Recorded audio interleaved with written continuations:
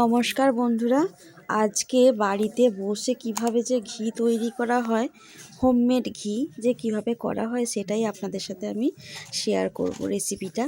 তো ফ্রিজেতে দেখলাম অনেক দিন ধরে যে দুধের সর তুলে রেখেছিলাম সেটা অনেকটা জমা হয়ে গেছে। তো সেইটাই বসে পড়েছি নিয়ে ঘি তৈরি করবার জন্য। আর দেখতেই পাচ্ছেন যে জমে গেছে, একদম ভীষণভাবে শক্ত হয়ে গেছে।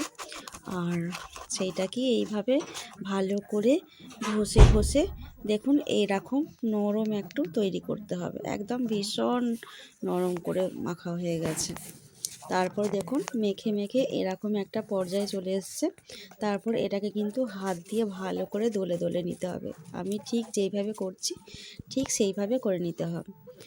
আর যখন দেখবেন ভীষণ নরম হয়ে গেছে, খুব সফট হয়ে গেছে, তখন কিন্তু ফ্রিজে ঠান্ডা জল দিতে হবে। এমনি নর্মাল জল দিলে হবে না, একদম ফ্রিজ থেকে জল বের করে সেই জলটাই দিতে হবে এর মধ্যে। আর ভালোভাবে মাখলেই দেখবেন এইভাবে ওপরে সমস্ত বাটারটা কিন্তু ভেসে উঠেছে। দেখছেন কতটা নরম হয়ে গেছে। আর এই পর্যায়েতেও কিন্তু আপনারা এটা রেখে দিতে পারেন, পরে ঘি করে নিতে পারবেন। আর এটা কিন্তু বাটার, আর এর কালারটা দেখে বুঝতে পারছেন একদম হলুদ ভাব এসে গেছে। বাটার সাধারণত এরকমই কালার হয়। আর এইগুলো আমি একটু একটু করে তুলে নিচ্ছি, যেহেতু ভীষণ ঠান্ডা আর তার মধ্যে এই ঠান্ডা জল, বরফ গলা জল। তো দেখুন এতটা হয়েছে। আর থালার নিচেতেও বেশ খানিক বসে গেছে, সেটাকে ভালো করে চেঁচে চেঁচে আমি নিয়ে নিচ্ছি। আপনারাও কিন্তু এইভাবে নিয়ে নেবেন। আর আমার হাতটা দেখুন একদম পুরো ক্রিমের মতো হয়ে গিয়েছে, এই দেখুন। তো চলুন সমস্তটা তুলে নিয়েছি। আর এই জলটাও কিন্তু ফেলবো না, আমি এই জলটাও রেখে দেব। আর এখানে গ্যাস জ্বালিয়ে নিলাম, নিয়ে সমস্ত বাটারটা একটা বাটির মধ্যে নিয়ে নিয়েছি। আমি এরকম একটা টিনের বাটি নিয়েছি, আপনারা চাইলে কড়াইতেও করতে পারেন বা এরকম একটা বাটিতেও করতে পারেন, যেটা আপনাদের সুবিধে মনে হবে আপনারা সেই বাটিতেই নিয়ে করবেন। আর দেখুন কালারটা কিন্তু আস্তে আস্তে চেঞ্জ হচ্ছে, বাটারটা গলে কিন্তু এবার ঘিতে পরিণত হতে শুরু করে দিয়েছে। এটা কিন্তু এখন অনেকটাই সময় লাগবে, ঘি তৈরি করা বেশ সময় সাপেক্ষ। হাতে সময় নিয়েই তবে কিন্তু ঘি করতে বসবেন। এটা কিন্তু অনেক ধৈর্য নিয়ে করতে হয়, তাড়াতাড়ি করতে গেলে হবে না। আর ওই যে সাদা জলটা রেখে দিলাম ওটাও কিন্তু খাওয়া যায়, জানেন তো। ওইটা মুড়ি খেতেও ভীষণ ভালো লাগে, বা আপনারা শরবত করেও খেতে পারেন। আর দেখুন কালারটা এত সুন্দর এসেছে কি বলবো। আর ঘরটা তো ঘিয়ের গন্ধে পুরো ম ম করছে।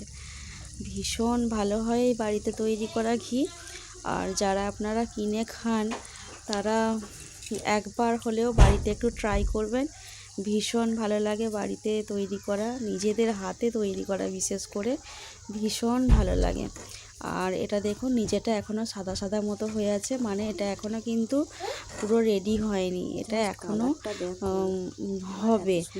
নিচেটা পুরো কালো হয়ে যাবে, ওই যে সাইডে দেখছেন লেগে লেগে রয়েছে ওইটা কিন্তু একদম কালো হয়ে যাবে, তখনই বুঝতে পারবেন যে আপনার ঘিটা পুরো তৈরি হয়ে গেছে।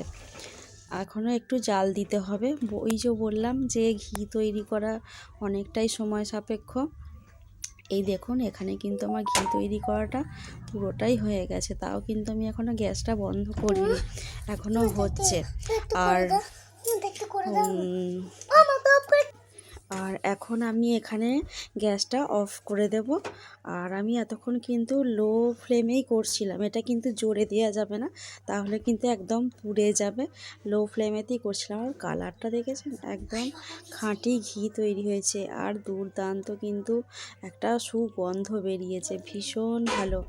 আর নিজেকে কিন্তু খুব খুশি মনে হচ্ছিল, জানেন তো, ভীষণ ভালো লাগছিল। আর এটা কিন্তু ঠান্ডা করে তারপরে একটা কাঁচের বয়ামের মধ্যে আমি ঢুকিয়ে রাখবো। আর এই যে ঠান্ডা হয়ে গেছে, এটা আমার মোটামুটি 2.5 থেকে 3 ঘন্টা সময় লেগেছে। আর এটাকে এইভাবে ঢালবো ভেবেছিলাম কিন্তু হচ্ছিল না, তারপর আমি চামচের সাহায্যে একটু একটু করে দেখুন এখানে একটা আমি কফির একটা কাঁচের শিশে ছিল সেটার মধ্যেই ঢেলে রাখছি। এটা কিন্তু এক শিশে হয়েছিল, জানেন তো। এটা কিন্তু বাড়িতে অনেক দিন রাখতে পারবেন, বছর ঘুরে যাবে তাও কিন্তু খুব ভালো থাকবে। তবে মাঝে মাঝে একবার রোদে দিয়ে রাখতে হবে, ভীষণ ভালো থাকে আর দুর্দান্ত সুগন্ধ বেরিয়েছে। তো ভিডিওটা আপনাদের যদি ভালো লাগে অবশ্যই একটা লাইক করবেন আর সাবস্ক্রাইব করে নেবেন আমার চ্যানেলটিকে।